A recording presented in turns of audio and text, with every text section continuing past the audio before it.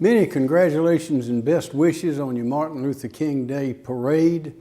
I think it's a wonderful thing. I can remember as a little boy when Martin Luther King was first starting to become prominent around the country, and then reading his letter from a Birmingham jail when I was in college. And we learned a lot from him, and we're still learning today. He's played a major role in the history of our country, and it's appropriate to have a parade in his honor to remember what he did and what he stood for. So congratulations and thank you, and very best wishes for a wonderful parade.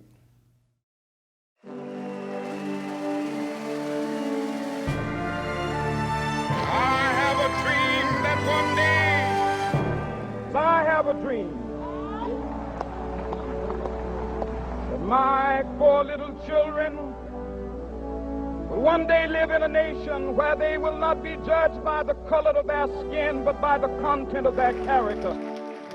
I want to make my position clear this afternoon. I'm not going to kill anybody. I'm not going to kill anybody here in America. One day, South Carolina will be a better state. One day, Georgia will be a better state. And why is this true? Because mine eyes have seen the glory of the coming of the Lord. Glory. The enduring words of a leader still ring true today. Good afternoon, and thank you for joining us for this News 2 special, Restore the Dream, Repair Our World, a celebration of the legacy and work of Reverend Dr. Martin Luther King Jr. I'm Carolyn Murray. Good to have you here. I'm Brendan Clark. This is the 25th annual Dr. Martin Luther King Jr. Day Parade right here in Charleston. It is different this year. We know that due to the COVID-19 pandemic, safety restrictions require us to be physically apart. No crowds, unfortunately, lining King Street behind us, but we are proud to be with you virtually. The YWCA of Greater Charleston and News 2 are committed to carrying on this tradition that allows people of all races, ages, religions, and political affiliations to recognize a man who gave his life so that others may know freedom and justice. Hello everyone, Mayor John Tecklenburg here. Welcome to the annual MLK Parade honoring the Reverend Dr. Martin Luther King Jr. Usually on this national holiday, thousands of people jam the streets of Charleston to watch the MLK Parade. Today, however, the parade is being held as a virtual event with special coverage by WCBD News 2, the MLK Parade's broadcast partner for many years now. Thank you, WCBD News 2, for your support of this important Lowcountry tradition we can count on too. Of all the cities in America, Charleston was blessed to have welcomed Dr. King here on at least 2 occasions. In July of 1967 was the final time during the height of the civil rights movement that Dr. King came here to Charleston. On that celebrated occasion, Dr. King is quoted as saying, "I come here not as an outsider, but as an insider with real associations and connections in the state of South Carolina and in Charleston." Then as now, Dr. King's connection inside our hearts and our minds remains forever strong, Charleston strong. So let the parade begin, albeit virtually. Let the marching band play, and we will continue to keep alive the legacy of that great drum major for justice, the Reverend Dr. Martin Luther King Jr. Enjoy the parade, everyone. Happy MLK Day.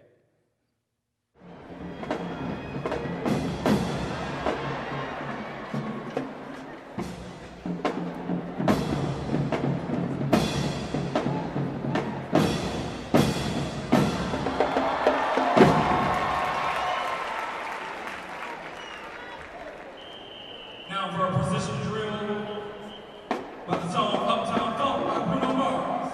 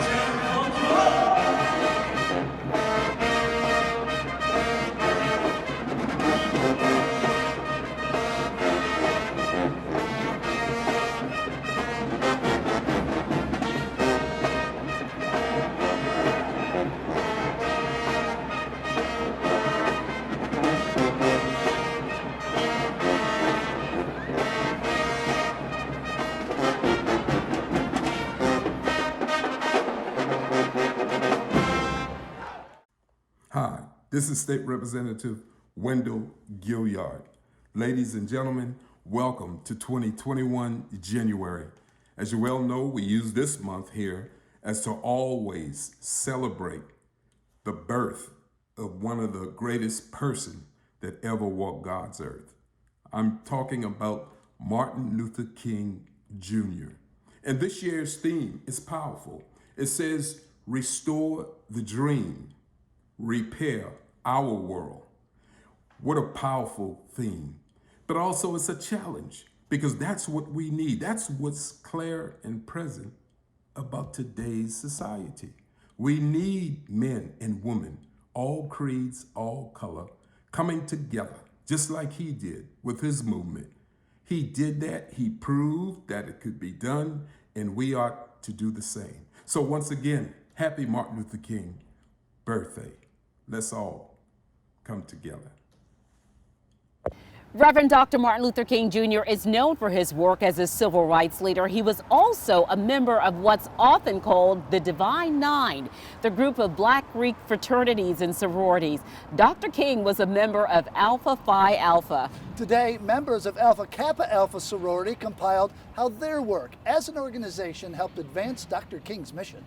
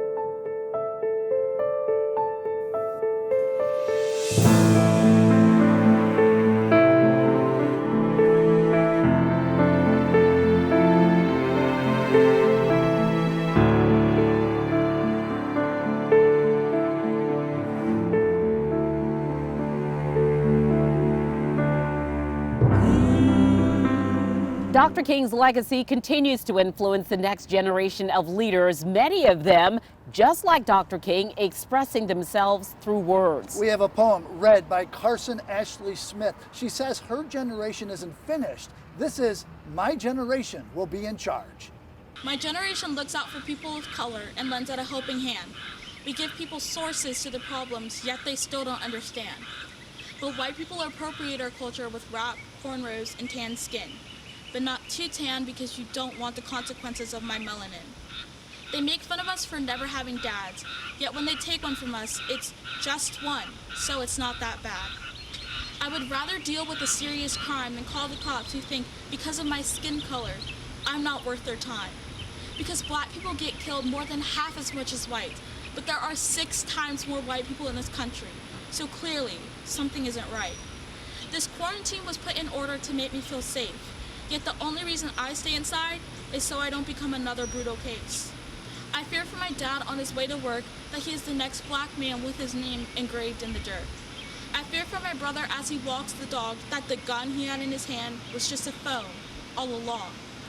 I'm tired of living life like this every single day, yet some people are tired of hearing about it and want me to go away. So what am I supposed to do? Because if I stay quiet, we lose another black innocent life. But if I peacefully protest, I'm looked at as a riot. If I post things on my story, then I'm not doing enough. But if I yell these concerns, I'm just acting too tough. I'd just rather some white people say they're racist than hide in the shadows, while posting pictures on Instagram of them in the meadows, with the caption saying sunshine on my mind, when really you're just saying all lives matter, hashtag only mine. My people created the light bulb, the iron, and the blood drive. Yet some people make us feel like we shouldn't even be alive. And even though we aren't hurt as much, my generation is at the end of the alphabet for a reason. Because we understand that we are fighting for the end of racism, sexism, and all the rights that are needed. Older generations may underestimate us, but at least we understand across the board equality is a must. For the people who have never had a voice, to the people whose dark skin color was never a choice. The horrific laws set in place will not hold us down, and the rusty chains that used to hold us will remain on the ground. We are tired, and we have made this clear for the past 400 years. So from now on, my voice will always be large, and my unforgettable generation will forever be in charge. Thank you. Today, we will show you many examples of teenagers using their voices to celebrate the life and work of Dr. Martin Luther King Jr. Yeah, but children are also raising their voices. We'll take a look at how these young leaders plan to push for change and the future they want. The Freedom Poem by the Butterflies. We want freedom for all countries. Freedom in every building. We want freedom for everybody. We will stand up forever. We can change the laws. We change the rules that are not fair. We will treat everyone equal. We want everyone to go to the same school and be friends and hold hands. We believe in each other. We want freedom. Welcome back to our special called Restore the Dream, Repair Our World. Dr. Martin Luther King Jr. left a deep archive of writings, speeches, and sermons which continue to inspire children. That's right, and one of those children wrote about that. Listen to this recitation of a poem about Dr. King's dream. He had a dream, he had a dream. One for people of color. Marching at the monument was a perfect theme, but sadly at Memphis he passed. Injustice anywhere is a threat to justice everywhere, he said, and he was right. For justice to thrive, we should have peace and not fight. He had a dream, one for the state of Mississippi to be transformed to an oasis of peace, joy, and integration. His speech was a basis for the future of America. He had a dream. I have a dream of moving to LA to dance. My dream is to move to California and be a videographer. I have a dream that one day when I'm old, even if I start to forget things around me, that I'll be able to take each day in stride and enjoy something each day. I have a dream that one day I will help create better methods for mental illnesses when I'm a neuropsychologist. My dream is to make a lot of money and have a lot of fun. I have a dream to own my own business. I have a dream.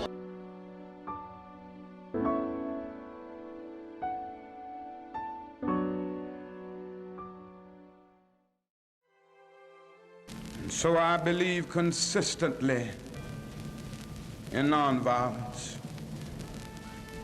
This is why today, as I look at my brothers and sisters engaging in violence in our cities, I must continue to say, however much they refuse to listen to me, that this isn't the way. Welcome back, everybody, to our Dr. Martin Luther King Jr. Parade. Since 1907, An organization in the Tri-County area has improved the lives of thousands of people. The YWCA of Greater Charleston continues striving to eliminate racism and empower women. Yeah, and Brendan, you know Very the dear to your story, that's right, of the YWCA of Greater Charleston. It's very personal to me, and that's because as a child, that's where I spent my afternoons learning ballet and tap, and also about the importance of public service and social justice. So I sat down with the executive director of the YWCA to learn more about pushing forward in an unprecedented year. Well, initially our first challenge was just having to close down. Like, it was just a day. You know, we were told everyone has to go home, trying to figure out how to get work done and be at home. And we thought it would be a few weeks. And it turned out, here we are. You know, we're still working virtually. And so figuring out how to transition our programs, you know, we couldn't just stop serving. We couldn't just stop doing the work. But figuring out how to do it all virtually was definitely a challenge. And then seeing a lull in our donations, you know, everyone was scrambling, trying to figure out how they were going to pay their own bills, no less donate to an organization. And then, of course, our funders also had their own challenges. When you think of what you saw in 2020 in terms of the demonstrations in the street, do you think of what Dr. King did? Yes, I definitely, my parents were the teenagers of the 60s that marched with King and sat in sit-ins and got arrested. And I saw and heard stories. So I definitely, it resonates with me, with what my parents talked about, because I don't think in my lifetime we've really had that type of pivotal moment where not just the community was upset about something, but where the country, and in our case, even the world. And there was a lot of confusion when you talk about protests. Some people conflated that with rioting, and that certainly was not the message of Dr. King, nor part of his legacy. The legacy of Dr. King is peaceful protest. Absolutely, yes. My parents talked, I mean, they did lots of sit-ins, but there are always people, and we were raised to know that there is good and bad all over. So there are always going to be people that will take it a little bit too far. But people, you know, when you think about what happened, and now that we have cell phone videos, things that my parents or others during that time may have read about in the newspaper or heard about much after the fact and then took to the streets, has a different feeling when you're watching it happen.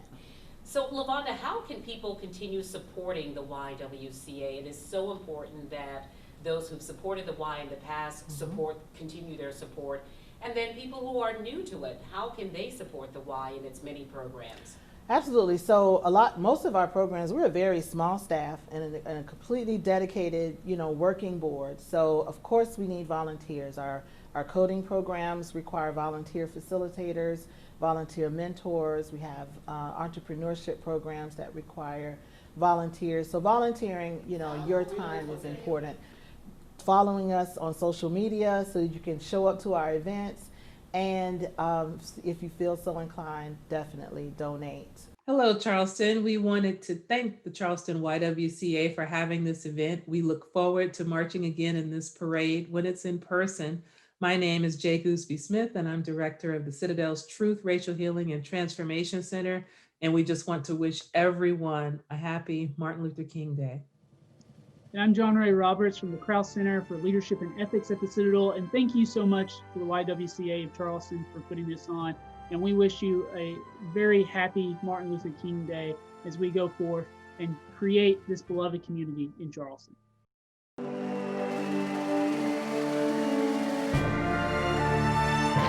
have a dream that one day, I have a dream that my 4 little children will one day live in a nation where they will not be judged by the color of their skin, but by the content of their character. I want to make my position clear this afternoon. I'm not going to kill anybody. I'm not going to kill anybody here in America. One day, South Carolina will be a better state. One day, Georgia will be a better state. And why is this true? Because mine eyes have seen the glory of the coming of the Lord. Glory. I think history will show that Martin Luther King was one of the greatest leaders in the history of this great nation we live in. He taught us about learning to live together, work together, and love each other, no matter what our race, no matter what our creed. It's about being Americans. And I think he is one of the true American heroes. And I wish we could have a real parade, but our virtual parade today is honoring Dr. Martin Luther King Jr., who was a great American. Thank you so much for staying with us for our 25th annual Martin Luther King Jr. Day Parade in Charleston. The parade, of course, virtual this year to keep everyone safe from COVID-19. But the message of Martin Luther King Jr. is still very true in this community. So today, we are looking for ways to restore the dream, repair our world. Dr. Martin Luther King Jr. left his mark across the nation and the world, but he especially left his footprint right here in Charleston. Over 50 years ago, Dr. King gave one of his most famous speeches right here in the Lowcountry. He most certainly did. His speech embodied the importance of nonviolent protest and the changes he was seeking for the world. News 2's Octavia Mitchell breaks down the accomplishments Dr. King had on us here in the Lowcountry.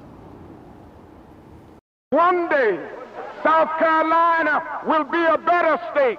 One day, Georgia will be a better state. And why is this true? Because mine eyes have seen the glory of the coming of the Lord. Glory. Reverend Dr. Martin Luther King Jr. made his first public speech in South Carolina in 1966. Just months after President Lyndon Johnson signed the Voting Rights Act, Dr. King urged a crowd in Kingstree to go out and vote. Let us march on battle boxes until brotherhood is more than a meaningless word at the end of a prayer, but the first order of business on every legislative agenda. Let us march on ballot boxes. In 1967, Dr. King returned to the Lowcountry, delivering a speech against violence here in Charleston. This is why today, as I look at my brothers and sisters engaging in violence in our cities, I must continue to say, however much they refuse to listen to me, that this isn't the way. The reason I'm not going to preach a doctrine of black supremacy is because I'm so sick and tired of white supremacy. Amen. Just 9 months after that speech, Dr. King was shot and killed in Memphis. A year later, his wife Coretta Scott King returned to Charleston to support hundreds of black hospital workers who went on strike demanding better working conditions and better pay. In a speech, she explained what her life was like being married to a civil rights icon. In those years, our children were very young, and he always said that one of us should stay home to take care of the children.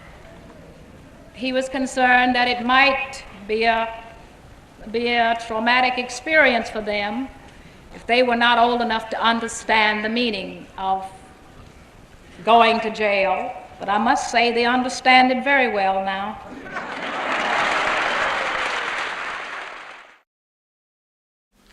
Hey y'all, Senator Tim Scott here. Martin Luther King Jr. is one of the most important Americans of all time. One of my favorites without any question. One of the reasons why I love MLK is because the Reverend Dr. Martin Luther King Jr. simply said that he wanted each and every one of us to be judged by the content of our character, not the color of our skin. He was willing to have a meritocracy, so to speak. He wanted us all to be able to compete from the inside out. That is what really makes America great. It's what we call calling on our better angels. It's what is, in fact, the concept of a more perfect union, where each person is judged on what they have to contribute, not what they look like. Dr. Martin Luther King lost his life for this cause. The cause is setting captives free here in America. One of my favorite quotes of his is that darkness cannot drive out darkness. Only light can do that. And frankly, hate cannot drive out hate. Only love can do that. We're living in a time where the American family needs to come together unified behind a single purpose. If we're going to look to the future, sometimes we have to stop and look at our past.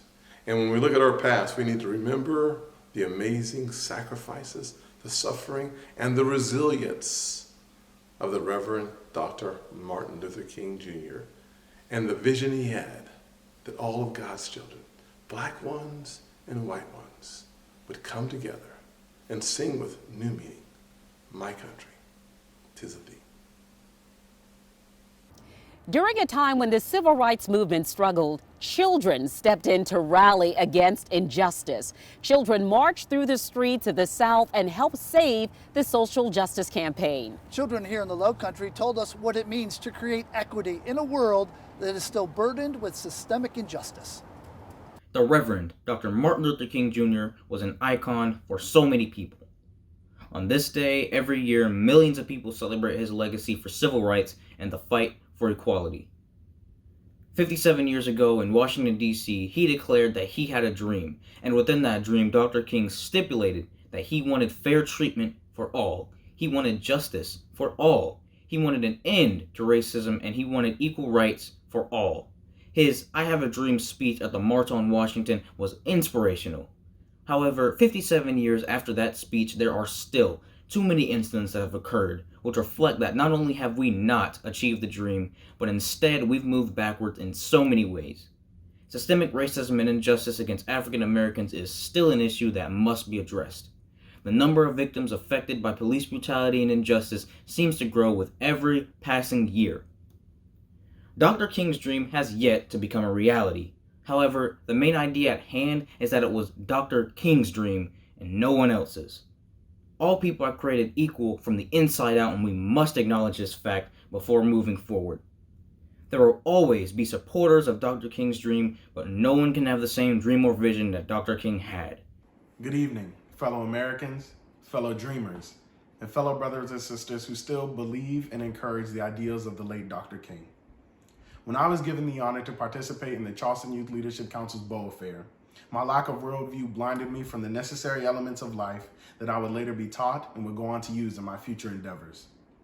When I think of the dream that Dr. King profoundly spoke of, I see a nation of thriving communities, doctors teaching future doctors, lawyers teaching future lawyers, and businessmen teaching future businessmen. All cogs in a working machine of success, creating products of tradition, equity, and good faith. Here in the beginning of a new year, I have been reflecting on the struggles of not only Black Americans, but the struggles of all Americans during the year of 2020. It shows that there are a few lessons we all still need to learn. It is easy to say, let's restore a dream, but many are not equipped or have the courage to navigate our future challenges, as Dr. King did. Many don't have the right motivation to sit and plan with the youth today and help them finish what some of you have started. I come to you today not as the youth speaker, but as a student to life with a growing line of classmates, to help us see Dr. King's vision through the masking of a broken foundation, mentor and educate us in effective means of overcoming. Yes, we shall overcome, and thus bring forth a new era of powerful working youth. We are the future. Let us rebuild together. And of course, it wouldn't be a parade without the drums, the trumpets, and the flutes. Well, we love it too. Let's take a look at another high school band performance, this one from the talented students at Woodland High School.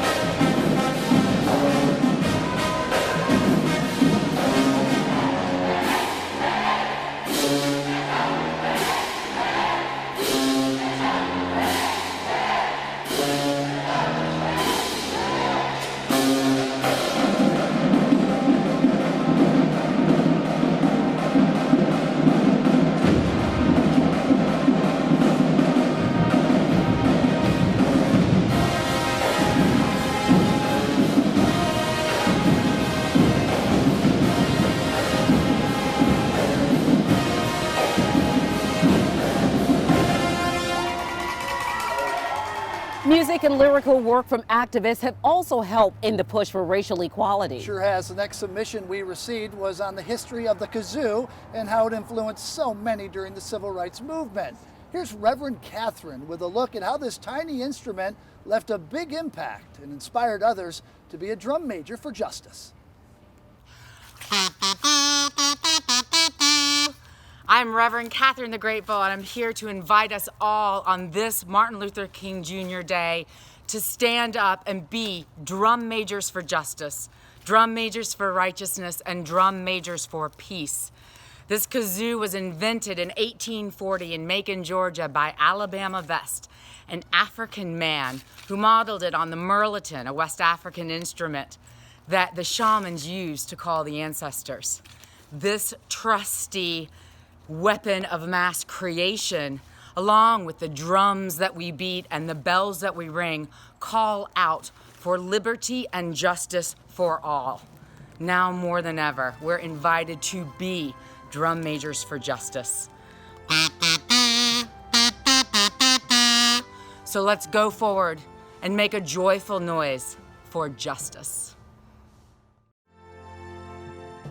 Good morning. On behalf of Charleston County Council as your chairman, Teddy Pryor, I would like to wish you a happy Martin Luther King celebration day. I know that we can't meet in person due to COVID-19, but on behalf of Charleston County, we would like to say have a great celebration, stay safe, social distance, wear your mask, and God bless. Reverend Dr. Martin Luther King Jr. would have been 92 years old this year, arguably one of the most visible spokespeople during the civil rights movement. Yeah, one of his most recognizable speeches was on the issue of voting rights, which is remarkable in a year we've had such a contentious election. We heard from two local political groups calling for racial equality, not only here in Charleston, but the entire world.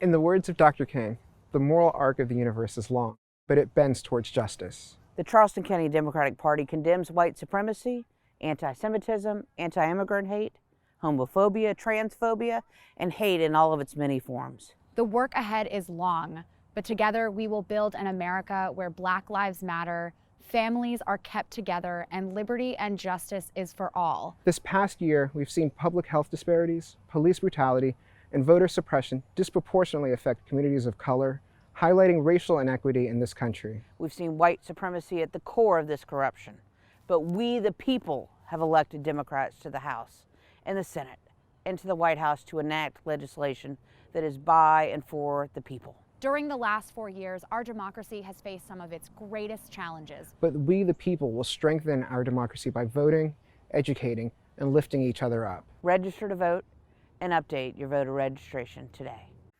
As leaders at Berkeley High School, it is our goal to make sure that everyone feels respected and valued. We take pride in going the extra mile to ensure equal treatment for students of all backgrounds. We as students share one dream in encouraging each other to stand up for what's right. With so many different students, it's our job to bring everyone together. Everyone deserves the chance to be heard, respected, and treated equally. And as leaders, it's important for us to take the time to make sure of that. Next up is a tribute from Darlington County. Of course, one of the things we love about this annual parade, the marching bands. We love the bands, and Lamar High School is putting quite a spin with this show-stopping performance.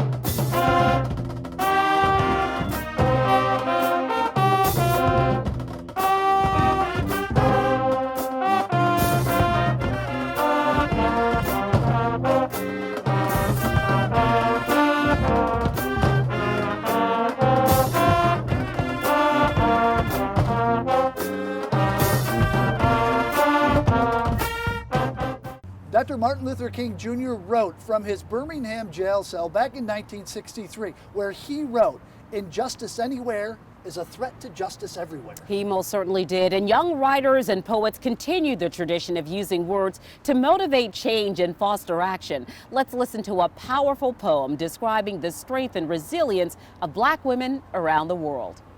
I am a Black woman, can't you see? Women's lib had nothing to do with me. I am a Black woman, can't you see? I raised my children alone and it gratifies me. I am a Black woman, can't you see? You put my Black brother on the bottom of the totem pole and that disgusts me. Greetings, this is South Carolina Representative Dr. Shardell Murray. Dr. King once said, "Darkness cannot drive out darkness, only light can do that."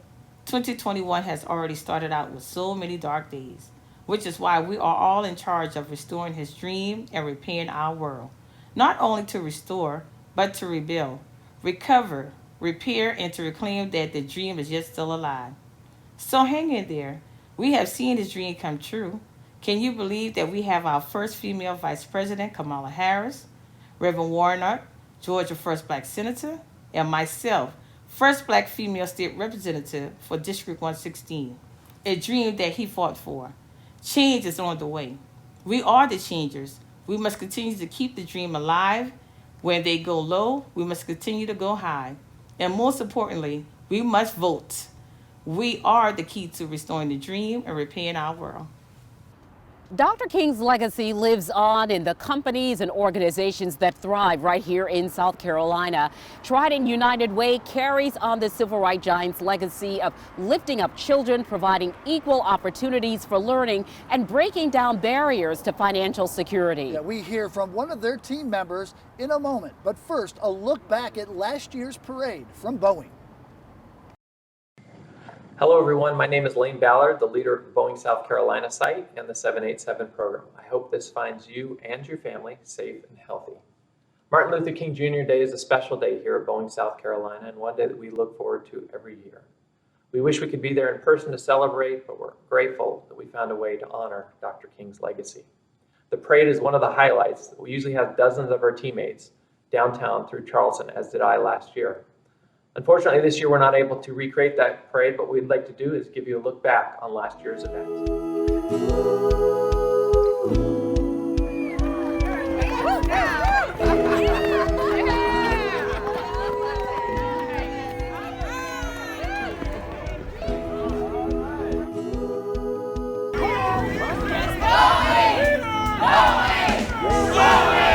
I am out here marching to celebrate the life of a man who inspired the world to be closer together, to look out for each other, and to take care of one another. Marching in the MLK parade is something I look forward to every year. Boeing changes the communities in which we live, and the MLK parade is a great way to demonstrate that we are one with the community.